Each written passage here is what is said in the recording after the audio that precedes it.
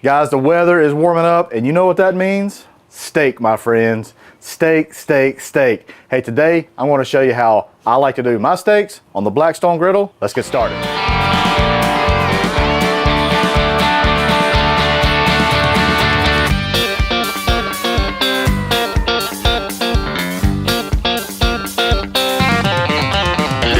That's some good groceries.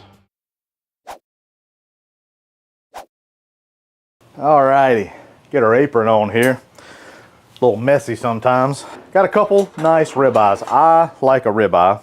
One thing I do like to try to find is, you got this piece of meat right here. But you see this piece right here? It comes apart real easy, so be real careful. But that's called a spinalis, and that is the butcher's cut. A lot of times butchers will save those for themselves. Super tender, super flavorful.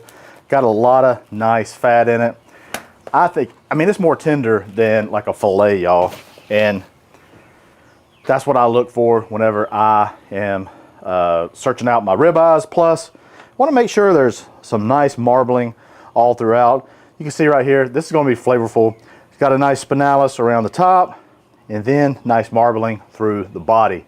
It's going to be some good groceries, y'all. I'm going to show you how I season this up. I want to come in first with a little bit of kosher salt. I'm not going to do a whole lot of kosher salt here because we're going to come in with a little bit of Blackstone high plain seasoning.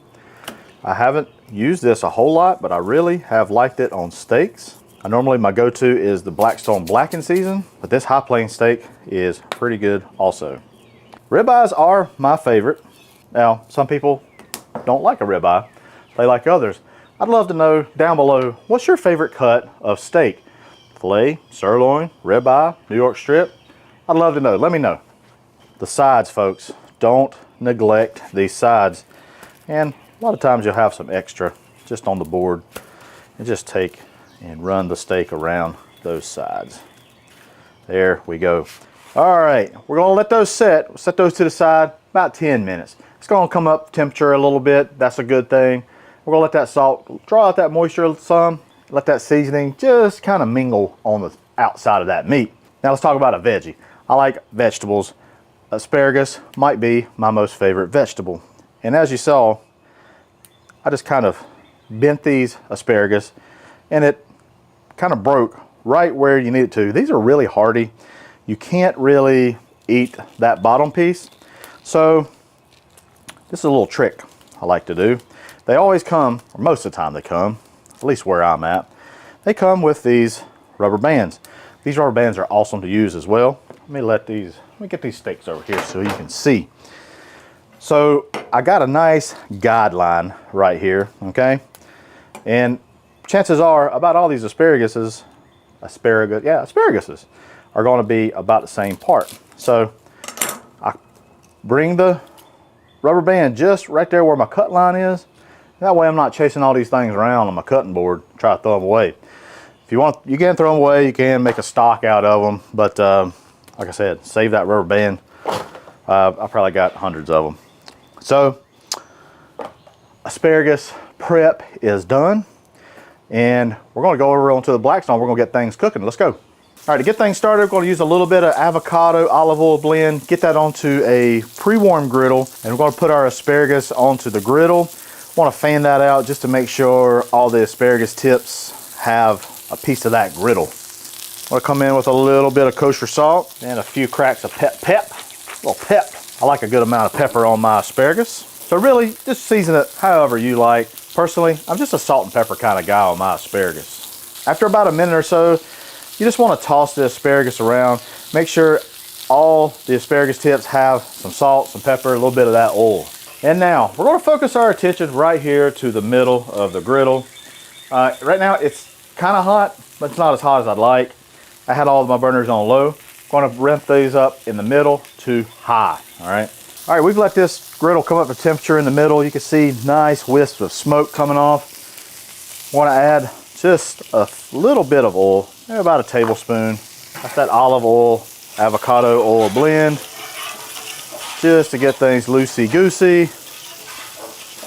Probably let that kind of warm up slightly. Got our beautiful ribeyes right here. You hear that sizzle? You want to hear that sizzle. Give it a nice little old pat.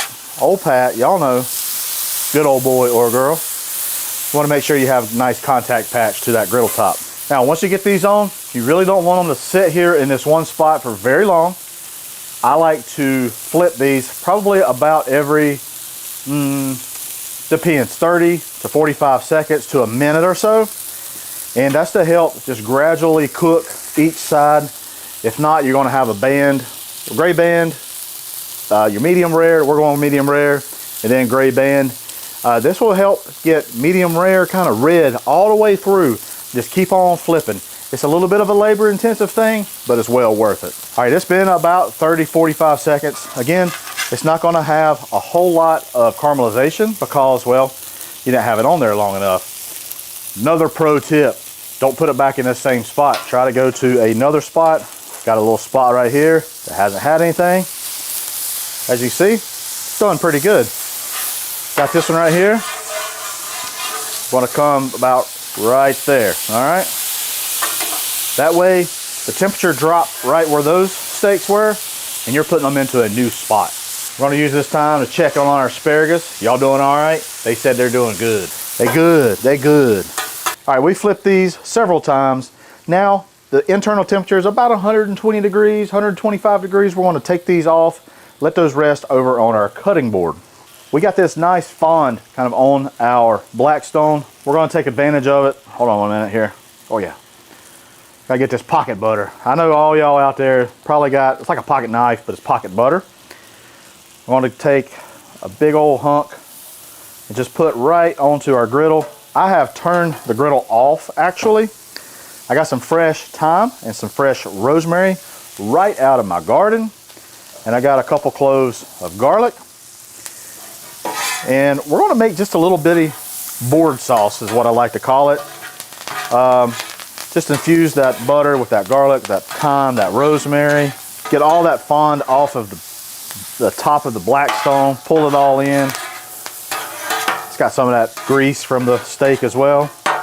We're also going to use this time to pay attention to our asparagus. We're going to finish it off. I know y'all been waiting. Going to take a little bit of, this is just unsalted chicken stock. Gives it a nice little body of flavor. I want to take a lemon. Love lemon on my asparagus also. And what that stock does, you put it over onto the top, onto the griddle top, it just kind of reduces. The lemon juice cuts through, makes it nice and vibrant. Woohoo! You can also put a little bit of lemon juice in this mixture of your garlic and your rosemary and thyme. Now, one thing I like to do is once the garlic kind of cooks just a little bit, just chop it up. You're just kind of roasting garlic right onto the griddle top. And it's just gonna be amazing.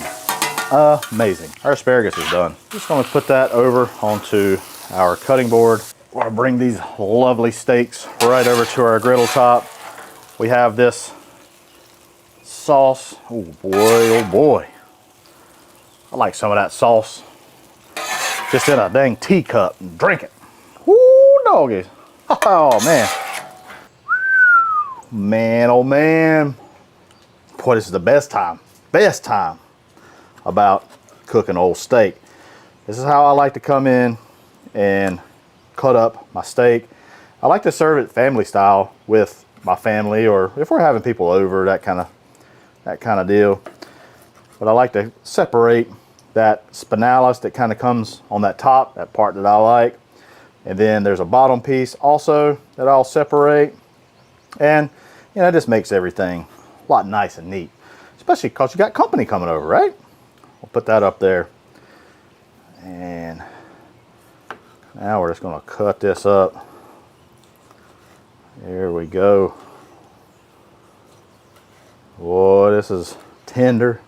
And now for the reveal. Boo, yeah. Ooh, let's give this a try. I'm gonna come in here with some of that board sauce. Oh man. Mm-hmm. This does not disappoint. I'll guarantee that. Gotta get a little bit of that spinalis. Gotta get it. That's my jam. That's my jam. Look at that. Look at that piece right there. Nice, soft, supple. So good. Got this asparagus over here. Love it, love it, love it. Let's give it a try. It works too. Works. Oh. Sometimes I like a little grated Parmesan on my asparagus too when I get done. Got those all on your board. Sprinkle your little Parmesan on it. It's really good. I'll give it another try. Y'all, it's pretty simple. A few awesome tips for you to use whenever you do steaks on your Blackstone. I appreciate you watching. Hey, want to spotlight some Griddle Nation folks. We got the Rose's Backyard Barbecue. Look at him over on Instagram. He's doing a lot of awesome things. Hey, I appreciate you being a part of Griddle Crew. I appreciate each and every one of you being part of Griddle Nation. Hey, be sure to share all your recipes and tag any of us in your videos also. Hey, head on over to the Blackstone Network where you'll see other awesome videos just like this. Hey, I'm Hussey, and that's some good groceries.